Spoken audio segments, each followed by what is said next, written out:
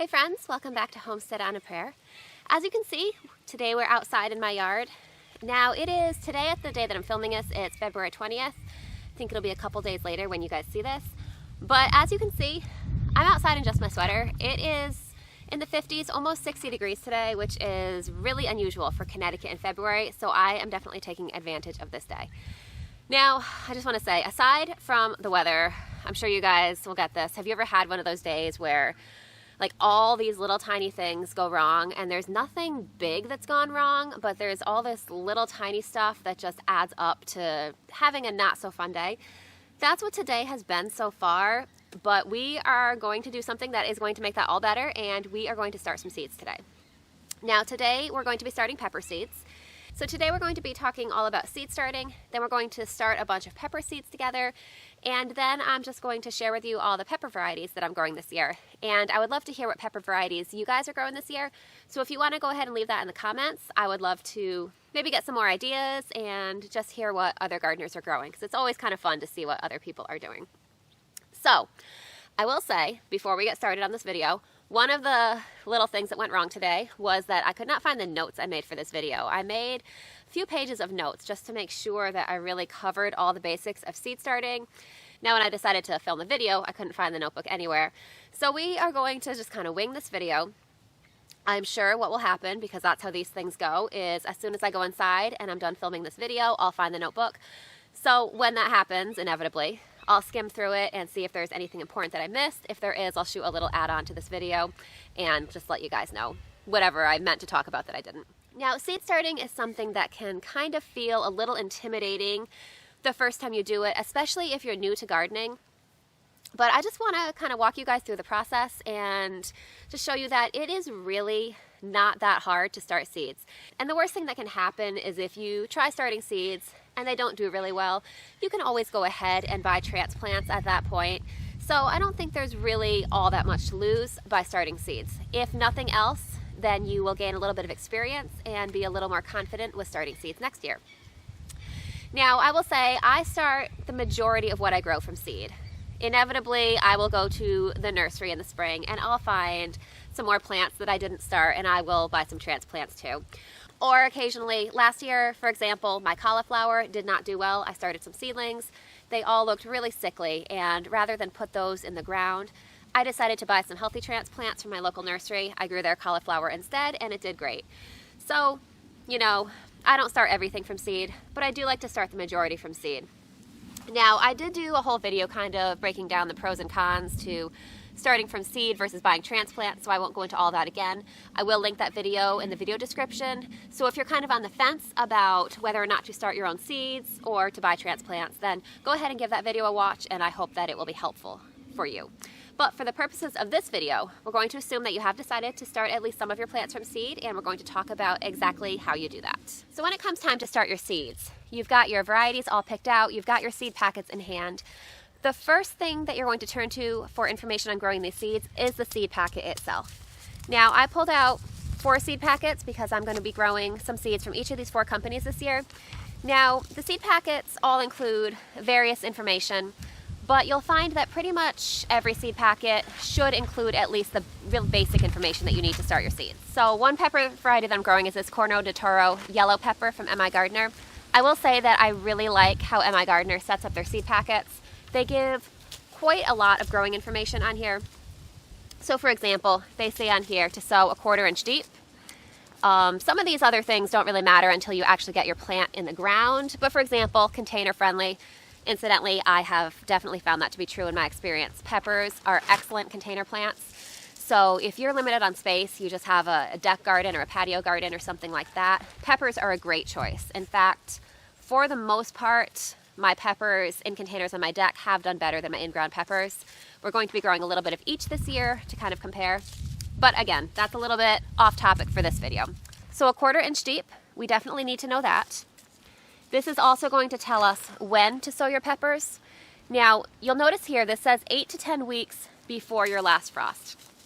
Now, you usually sow peppers a little bit earlier than tomatoes, or at least I should say I usually sow my peppers a little bit earlier than my tomatoes, because they take significantly longer to germinate, and once they germinate, they grow a little bit slower than tomatoes, at least in the beginning. I find that it really takes my peppers a little while to really get off to a good start. So because of that, I'm going to be sowing these a little bit earlier than tomatoes. Now some of these seed packets will give you different guidelines. For example, this one here is from Baker Creek. This one says sow 8 to 12 weeks before your last frost date. So today, as I said, is February 20th. Now here in my area of Connecticut, my average last frost date is May 15th. So from today until May 15th is exactly 12 weeks. So basically I have right now a 12-week window before my last frost date. Now I did do a search on the Farmer's Almanac, and this year my last frost is predicted to be a little bit early. They're predicting April 25th, which is actually quite a bit early. That's almost 3 weeks early. Now that does not mean that I'm going to go ahead and transplant all these pepper seedlings outside on April 25th. I will definitely not be doing that. Peppers really do like to wait to go outside until it's warm, until the soil is warmed up. So we probably will be keeping these inside for about the full 12 weeks. Now I'm going to show you what I'm starting these peppers in for containers, and knowing that I'm starting them on the earliest end of this range, I know that I may need to pot these up into larger pots at some point. So I'm starting my pepper seeds in this pot here. So you can see I have all of these little individual pots. So since pepper seedlings don't get quite as big as tomato seedlings, these pots would most likely be fine for my peppers to stay in until transplant. If I was going to transplant them out like 8 to 10 weeks or so after sowing them, they may end up being fine in here the whole time, but I am sowing them a little on the early side, knowing that I might have to transplant them into larger pots at some point. So when you're trying to decide when to first sow your seeds, the first thing you're going to want to do is you're going to want to search and find the average last frost date for your area, or the predicted last frost date for that year. As I said, for me, average is about May 15th. This year it's predicted to be a little bit early, but that's only a prediction, so I'm not going to, as I said, go and plant all my frost tender plants out on April 26th, the day after my predicted last frost date. I'm going to keep an eye on the weather at that point, and we're going to kind of see what happens. And then you can kind of play around with that a little bit as you get some experience, as you get used to the growing conditions in your area. For example, I am going to be starting my brassicas, my broccoli, cauliflower, kale, cabbage, all of those kind of plants around the beginning of March, which is about 2.5 months before my last frost date.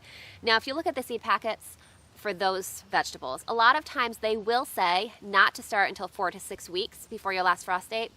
But I actually transplant out my brassicas about a month before my average frost date. Usually about mid-April, I transplant those plants out. And so I start them 4 to 6 weeks before I'm going to be transplanting them out. So that's the kind of thing that you'll kind of learn the individual weather quirks of your specific area with experience. But when you're first starting out, definitely you want to look at your seed packet. You also want to talk to local gardeners in your area and see when they transplant out various plants. Now, I'm in Connecticut, and we have a Connecticut vegetable gardening group on Facebook, and that is a wealth of information. So I would definitely encourage you, if you're on Facebook, to go ahead and search for a gardening area specific to your area. If you're in a larger state, you might be able to find one specific to your section of the state. You can ask in there when people are starting various types of plants, and you can get some really good information and advice from people that are growing in the same growing conditions that you will be. All right, so I did have to go ahead and put on my jacket because it's a little breezy out here today. It's a little bit cool, but I mean, there was no way I was going to do this inside with our one beautiful day this week that we're going to have. So outside it is. We'll brave the breeze and get some nice fresh air.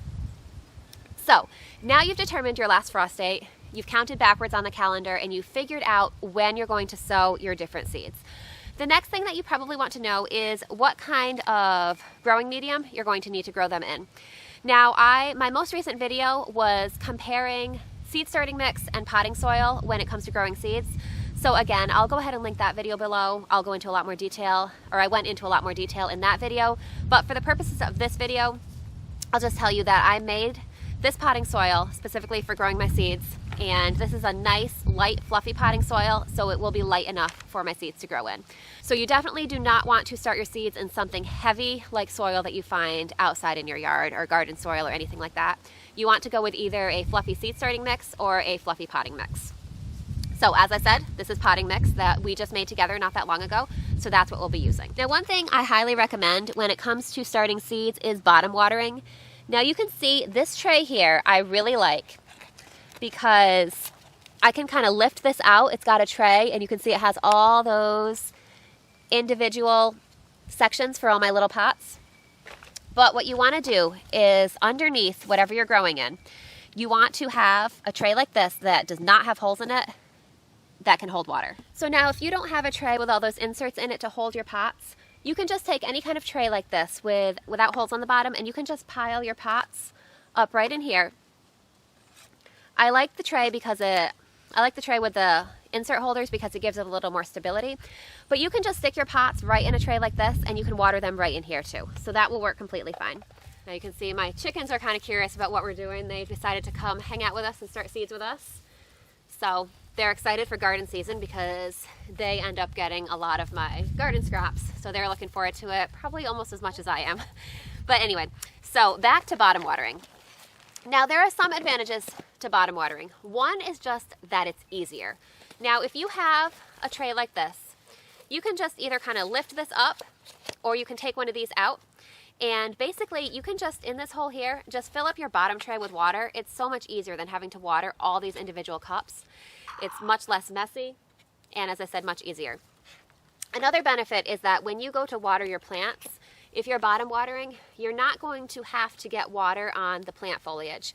Now, getting wet plant foliage can lead to disease. It can lead to, especially in seedlings, it can lead to damping off. It can lead to mold growth, all kinds of things. It's overall healthier for plants, even once they're out in the garden, but especially for little seedlings. It's overall healthier for them to be watered from the bottom as opposed to the top. Now, additionally, when you are starting with little seedlings, another benefit is that by bottom watering, you're not going to be dislodging the seedling. Now, when the seedlings first come up, they have those tiny little root hairs, and they're not going to be really anchored in that pot or in that soil yet. So by watering from the bottom, you're not interfering with them really grabbing hold of that soil. It's just kind of less disruptive to the plant. So when we go inside in a few minutes, I'm going to show you my grow light setup. I'm going to basically show you my whole growing station. And you'll see that I do have a few other seeds already started in there, not in this kind of tray. I just have them in repurposed pots or little 6-packs that I've gotten from the nursery. And I just have them sitting on just another tray that does not have holes in the bottom, and I just water them by filling up that tray. So I'll show you guys that when we go inside. You definitely don't have to have a fancy tray setup like this. I like it because it's easy and convenient, and everything it's a very efficient use of space. So I really like it for that reason, but you definitely do not need to have something like that. All right, so now we have our seed varieties chosen. We have our potting mix in place. We have our containers chosen. We know that we're sowing our seeds at the right time. So the next thing to do is to actually sow the seeds, and what we're going to need to know to do that is to know how deep to plant our seeds. Now, seeds do have a recommended depth. When you look at your seed packet, they should tell you how deep to plant your seeds. Now, if you have seeds that don't have a seed packet with instructions, for example, I saved these seeds from my garden last year. These seeds were sent to me by a friend. She saved them from her garden. So if you have seeds that don't come with instructions, the general rule of thumb is that you want to plant your seeds about twice as deep as your seed is wide. Now, you can see with these little pepper seeds here, these are pretty small, so we're not going to plant them really deep. Now, I will say, don't stress about getting it perfect. I don't actually get out a tape measure and measure a 1/4 inch. I just estimate a 1/4 inch, then I cover them with a little bit of soil, and that's good enough. They always do fine. But the reason you don't want to kind of vary drastically from that is because seeds need a certain depth depending on the seed. Now, when your seed first sprouts, that seed, within the seed itself, is stored all the energy that seed is going to need to grow until it reaches a light source. And depending on the size of the seed, there's different amounts of energy stored in there. So that energy that's stored in the seed is going to give your seed enough energy to send down its first roots and to send up its first shoot with its first seed leaves. But if you plant it too deep, what's going to happen is that seed runs the risk of running out of energy before it reaches the surface. Now, before it reaches the surface, it can't regenerate and make more energy from the sun or the light source that you've given it. And so it's only relying on the energy stored in that seed. So that's why you don't want to plant your seeds too deep, because if they germinate and then don't reach light, they'll end up dying because they don't have the energy to go further. Now, you also don't want to plant your seeds too shallowly, and there are a couple reasons for that. One is that seeds need a lot of moisture to germinate. Now, this soil that we're planting our seeds in, this is going to hold on to the moisture really well, and that seed is going to be surrounded by the soil, and from that soil it's going to be able to absorb the moisture that it needs to germinate. Now, for example, if you surface sow a seed that's supposed to be planted 1/4 inch deep, it's going to be harder for that seed to really absorb the moisture that it needs to germinate. That's not to say it's not possible. Seeds germinate in less than ideal conditions all the time. But when we're starting our seeds, we just want to give them the best start possible and the best chance possible to turn into a healthy plant and yield well for us. Now, additionally, there are some seeds that need light to germinate, and it will say in that case to sow them on the surface. There are some seeds that need darkness to germinate. In that case, you will most likely sow them a little bit deeper, or you will just keep them away from a light source until they germinate. That's something that you should find on your seed packet. For the most part, with a lot of vegetable seeds, it doesn't really matter that much as far as keeping them in light or dark. You just want to plant them at the appropriate depth that your seed packet tells you to plant them at. So for peppers, that depth is about 1/4 inch. So we are going to get started planting our pepper seeds right in these pots here. Now, when you actually sow your seeds in the pot, the most common way to sow seeds, what most people do, is to plant 2 seeds per cell or 2 seeds per pot. Basically plant twice as many plants as you're hoping to get in each container. The reason for that is because, well, if they're planted right, the majority of your seeds will most likely germinate. Most likely not all of them will germinate, and planting twice as many as you need kind of gives you a little bit of a buffer. So if one seed doesn't germinate, usually the other one will. The other reason for that is that some seeds will produce a stronger plant than others. If you plant 2 per cell, you can kind of, once they come up, if you see one looks a little weaker, you can thin that one out and choose the strongest seedling to grow. Now, when it comes to certain plants, for example, peppers and tomatoes, I find that those plants transplant really easily when they're small. They're very forgiving of having their roots disturbed. And so what I'll do is I'll plant several seeds at each cell, and then I'll usually try, so for example, if I'm putting 4 seeds in a cell, I'll try to plant them around the 4 corners so they have a little bit of space from each other. And then when it comes time to pot them up, I can just separate them from each other really easily and put them each in their own individual pot. You don't want to do that with every plant. For example, squashes, cucumbers, melons, plants like that really do not like their roots disturbed, and those should either be direct sown exactly where they're going to grow, or else if you're going to start them inside, start them in their own individual larger pot, and then don't mess with them until you actually stick them in the ground. And even then, mess with them as little as possible. Now, as I said, peppers and tomatoes are a lot more forgiving, a lot more easygoing than that, so we can kind of do that. Now, the reasons why I choose to do that with my pepper plants, the biggest reason is that it saves me space. Now, I do not have a greenhouse. I would love to have a greenhouse to start my seeds in, but I don't have a greenhouse. I have very limited growing space inside. I basically have a growing shelf with grow lights set up in my bedroom, which again, I'll show you guys in a few minutes. But because of that, growing space under those lights is kind of at a premium, and I don't want to waste space on plants that are not going to germinate or not going to survive. The other reason is that way I find that it allows me to choose, to have a little more plants to choose from as far as which ones are the strongest. Most often what happens is that the majority of my seeds germinate. I have more seedlings than I really need, and then I'm able to give some away to family and friends. I know this is a lot of information, but try not to let it be overwhelming. In a couple weeks, it'll be time to thin out these peppers, and I'll make another video of that, and I will take you guys with me as we thin these out. So for now, let's get started planting these peppers, and then I'm going to share with you all the varieties that I'm growing. So the first variety that I'm going to be growing is the shishito pepper. Now you can see I have labeled a tag here. I labeled it in both Sharpie and pencil. I find that pencil lasts a little bit better through the growing season. Out in the sun doesn't fade the pencil as much as it fades the Sharpie, but I find it easier to read with the Sharpie. So I do both. We'll read the Sharpie as long as we can, and once it fades, we can look a little closer and see the pencil. So we're going to start with some shishitos in this little pot here. Now I have a list over here of everything that I am hoping to grow and exactly how many of each one I'm hoping to grow. I am hoping to grow 4 shishito plants, so we are going to start 6 seeds. So I've got my 6 shishito seeds here. So you can see that by starting them in one pot and then separating them out rather than just pulling the extras, I'm able to save a few seeds. If I was starting them individually, I would probably use 8 seeds to get 4 plants. But here I'll be using 6 seeds to get 4 plants. And if they all germinate and I have extra, then I can go ahead and share the extra plants. So I'm just gonna kind of make like 6 little divots about 1/4 inch deep or so. As I said, I'm not being that precise. I just kind of try to spread them out from each other as much as possible so that the roots don't get entangled and they're easier and it's easier to separate out the seedlings. So I'm just going to drop one seed into each little divot here. See, I've got those all in there. And then I just kind of smooth the dirt on top of it.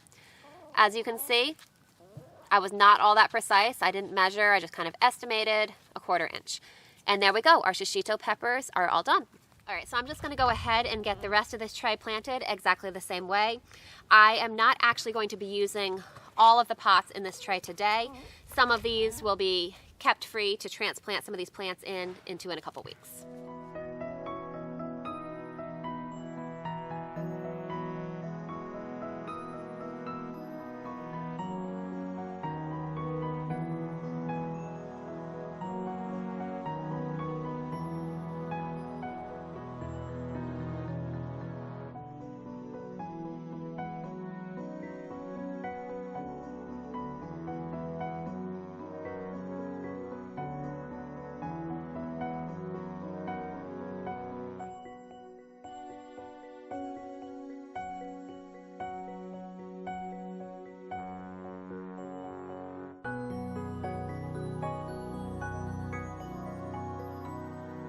All right, so we got all of our peppers planted.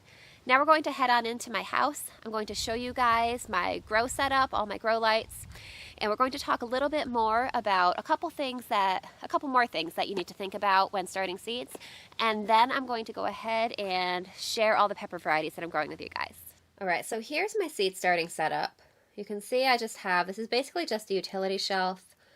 I've got a few shelves, and on each shelf I've got, this is basically just a shop light hooked up, and you can see I've got 3 of those. So right here I've just got some sweet potatoes that I'm trying to get some slips from. Over here I've got some seeds that I started a little while ago. So I don't think any of these seeds have germinated yet, but in here I have some parsley. Back here is some Chinese pink celery, and then in each of these pots I have some onions.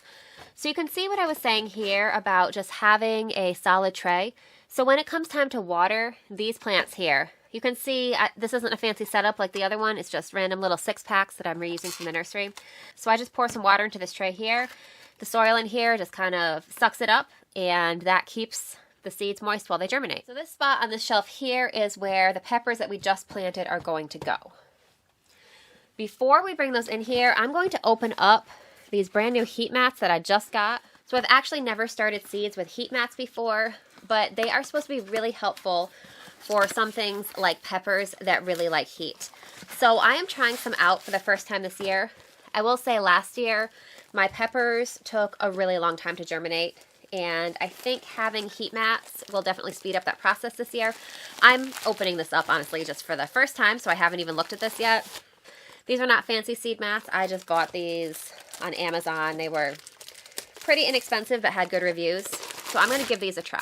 So this is a package of 2 heat mats here. So I'm going to use one for my peppers to start, and then I'm going to put the other under these sweet potatoes. I just actually set these sweet potatoes up earlier today, and sweet potatoes are definitely another heat-loving crop. These really will...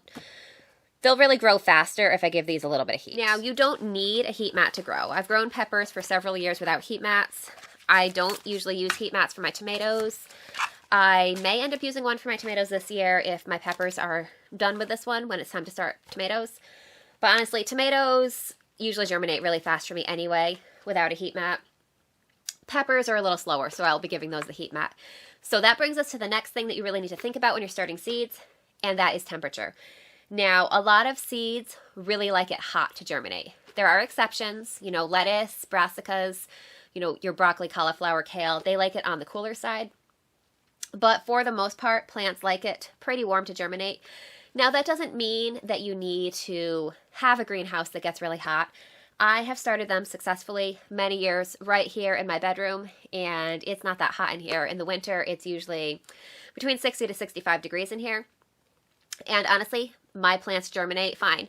I did have a little bit of tricky germination with some of my peppers last year. They like it a little bit hotter, thus the seed mats. So I'm going to unroll these. We're going to set one up and give it a try, and then we're going to set up our pepper seedlings. All right, so here's the seed mat here. It's a little curly, but I think setting the pepper seedlings on them will fix that.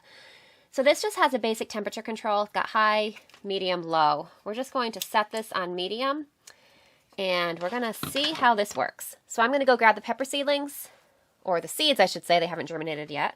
We're gonna set them up right here and we're going to see how they do. All right, so these pepper seedlings are set up on the heat mat. That should heat up pretty quickly, I'm hoping. We'll set up the other seed mat for now underneath the sweet potatoes, and I'm hoping that these peppers will germinate nice and quickly with this heat source. Now, the other thing that we need to talk about that's really, really important when you're starting seedlings is lighting. Now, while it may technically be possible to start some of your seedlings in a bright window, unless you have a lot of direct sunlight, in many cases that's not going to be enough.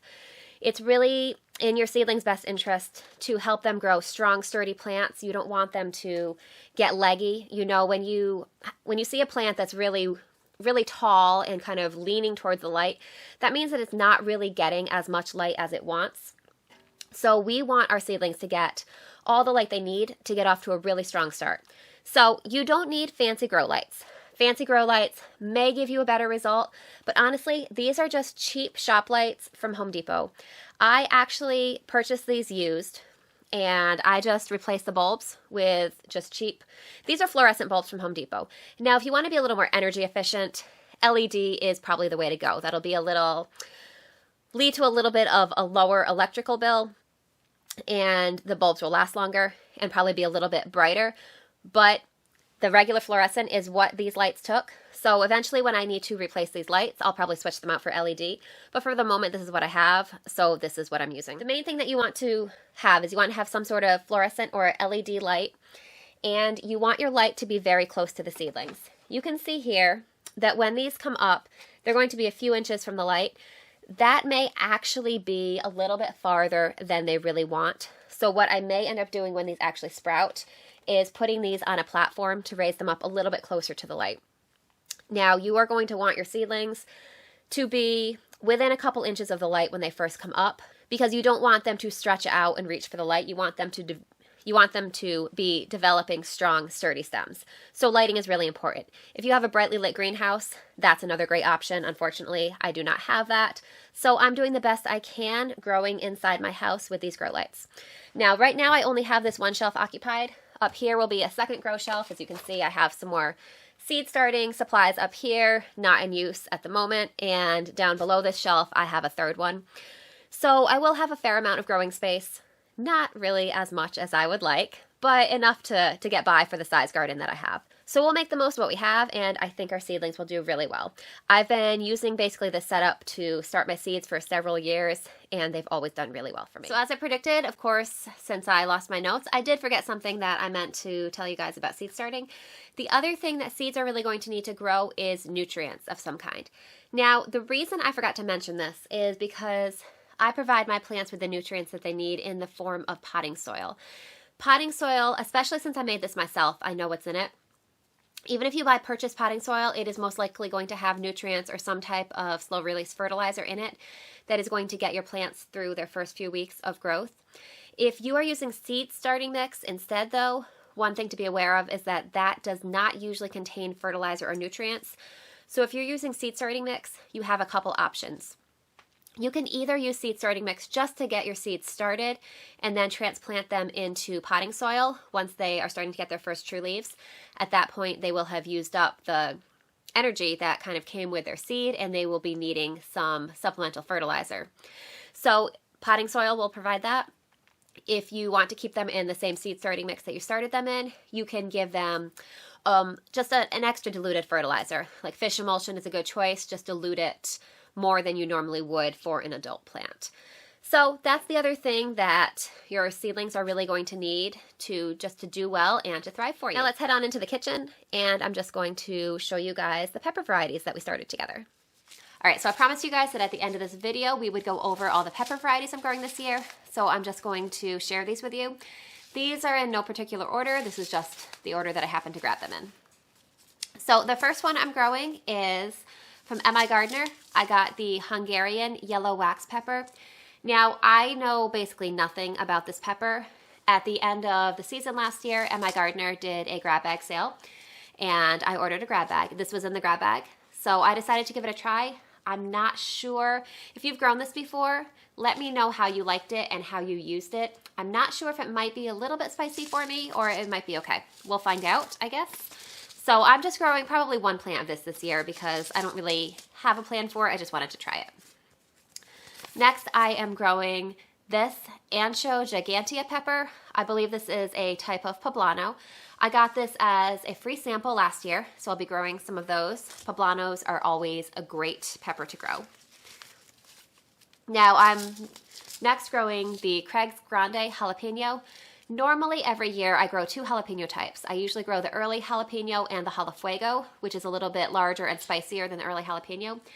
This year I thought that I had some extra jalafuego seeds left from last year. It turned out that I had actually used them up, so I was out of them. Anyway, because I didn't do an inventory before I ordered my seeds, I thought I had it. I didn't end up ordering jalafuego seeds.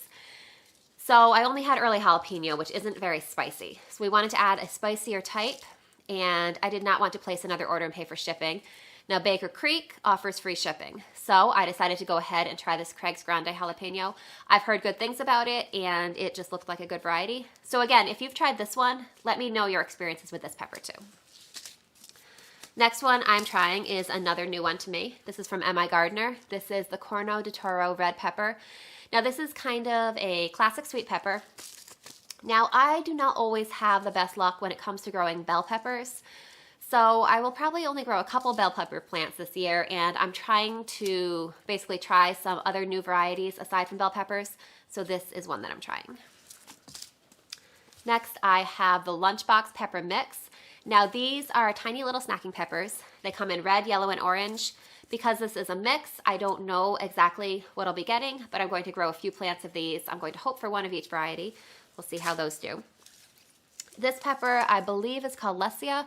I'm not sure if I pronounced that right or not, but I'm really excited to grow this one. I did try this pepper last year, and it didn't do that well for me, but I had a very poor pepper year in general, so I am going to be trying this one again. I'm hoping that it will do well because I've heard great things about it. I've just heard that it has great flavor, and I'm just really excited to try that one. Now this is the one and only bell pepper I am growing this year. At least the only one that I'm growing from seed. I may end up getting sucked into some bell pepper plants that I see at the nursery. I do really like orange bell peppers, and I don't have any seeds for any of those this year. So I'm going to be trying this one, King of the North, which is a green that ripens to red. So I'll be trying that one, but of course if I see a really nice looking orange bell pepper at the nursery, I may end up trying that too. Now just like the classic cayenne pepper, I'm probably only really going to grow one plant of these. We don't use a lot of cayennes. Now these seeds are, I want to say about 8 years old, so I'm not sure if they will germinate for me or not. We're going to give it a try. If not, I'll probably end up buying a cayenne pepper plant at the nursery. Those are usually pretty easy to find. Now I have some habanada peppers. Now I know on the packet here it says habanada hot pepper. These are actually a heatless pepper. These are supposed to be basically like a habanero except without the heat. So I am just really excited to try these. I did try growing them last year, but again, there were a whole bunch of things that went wrong with my peppers last year. So a lot of the ones that I tried last year, I am trying again. And even though I've technically grown them before, I'm considering it the first time that I'm really giving them a fair shot. Another one that I'm trying is the Anaheim pepper. Now this is another one that is listed as a hot pepper, but I have heard from a lot of people that it's really not that hot and it makes a pretty good substitute for bell pepper. So I'm giving this one a try. We'll just see how it does. Here's another new one to me, the Corbaci pepper. I have heard great things about this pepper. So many people rave about it and say that it has some of the best flavor of any pepper that they grow. This is kind of a long, skinny pepper. It looks maybe a little bit like a cayenne, but it's sweet. So I'm really excited to try that one. Now you saw earlier in the video, we planted some shishito seeds. This is an excellent pepper. It has great flavor. It yields really well, really prolific. So I'm excited to be growing this one again. Now last year, if you were with me last year, you saw in some of my garden tours, I did grow shishito peppers last year, and I had one random shishito that came up variegated. Now shishito peppers are not supposed to be variegated, but this one came up and it was really beautiful. And because it's so unusual, I saved seeds from that pepper plant. So I am trying to grow some In addition to the regular shishitos, I'm trying to grow a couple seeds from that shishito pepper plant that I saved. Now on that plant itself, it had, most of the peppers looked like regular shishito peppers. One of them looked like a regular shishito, but it was variegated. So it wasn't only the leaves, that one pepper was variegated as well. So because of that, I saved seeds from that specific pepper that was variegated. And I'm going to be trying to grow some of those. Because it was only one variegated pepper and I didn't get a lot of seeds from it, I also saved more seeds from other peppers on that same plant. So I'm going to be growing a couple of each of those this year, and we're going to cross our fingers and hope that some of those seedlings come up variegated. Now, I did mention this one already, the early jalapeno. That's the other jalapeno variety that I grow. It always does well for me. Easy, dependable, and it's a less spicy jalapeno, at least in my experience. So I like to kind of mix a spicier variety along with a less spicy variety. That way you can kind of choose your heat level, or if you're making something like pickled jalapenos, you can use a little bit of each and end up with a medium heat level. Now, oh no, I just spilled some seeds. I'll have to clean those up. So these next few, my friend Katie from Mayfield Ranch sent me a few seeds that she saved from her garden. So I'm really excited to try these. We have the Buena Mulata pepper, which I've never tried before, but it looks really pretty from pictures. I think it's supposed to be kind of like a cayenne pepper, but it starts off purple. So that's really pretty. So it might be a little spicy for me, so I'm probably only going to grow one plant of that. But if my regular cayenne doesn't germinate, this might be a good substitute for that, so we'll see. She also sent me some poblano peppers. I believe this is a different variety of poblano than the other one that I already mentioned. So I'm going to grow a couple of each of those, see how they do. Next, I have the Sugar Rush peach pepper. This is a pepper that's been really interesting to me. I do not have a really high spice tolerance, so I'm guessing that this is probably too spicy for me to eat plain. But what I'm thinking about doing is making a hot sauce with it. I've seen a couple people lately have, now this is a peach colored pepper and it's supposed to have a fruity flavor. So I've seen a couple people lately have grown this pepper and kind of mixed it with peaches to make a really good hot sauce. So if you have a recipe for Sugar Rush peach pepper with peach hot sauce, or any Sugar Rush peach hot sauce recipe, can you let me know and leave that in the comments, because I'm really excited to try that. As I said, this will probably be too spicy for me to eat plain, but I think it would probably make a good hot sauce. Now, kind of along the same lines, I also got the ahi lemon drop pepper. I'm guessing that this one's probably also going to be a little bit spicy for me. But I looked up the description of this pepper and it sounds really good. It's supposed to have citrusy notes, kind of a lemon flavor to go along with the lemon color. So I was thinking maybe kind of a lemon pepper hot sauce might be really good with this too. So again, if you've grown this pepper, or any of the peppers that I've mentioned, if you've grown them, can you let me know how you use them, especially the ones that I'm saying might be a little bit hot for me. If you have any great hot sauce recipes, I'd be really excited to try those. Now, the final pepper that I'm going to grow this year is the Corno de Toro yellow. Now, I already showed you guys the Corno de Toro red, but why not grow the yellow variety too? The flavor will probably be a little bit different, and of course, having two colors of peppers will look really pretty together. So this one's from M.I. Gardener. So I'm really excited to grow all those peppers, especially all those new varieties. There's a lot there that I haven't tried before. So this will be kind of an experimental year, which I'm really excited about. So if you have grown any of those peppers, let me know how they did for you. I'm curious to see how they did. I'm curious to see how you cooked with them or used them. And if you're interested in seeing how my pepper plants do once they germinate, seeing how we thin out those plants, definitely check back in a couple weeks, because I will be posting updates of those as they come up and as we thin them out together. So thank you guys so much for joining me today. I hope that you feel ready to start seeds, that you got some really good information, and that you are just inspired to give it a try, because honestly, it's really not that hard and you can definitely do it. So if you have any other seed starting questions that I did not answer in this video, go ahead and leave those in the comments and I will do my best to answer them. In the meantime, I hope you guys are having a great day and I can't wait to see you again soon. Bye guys, I'll see you next time.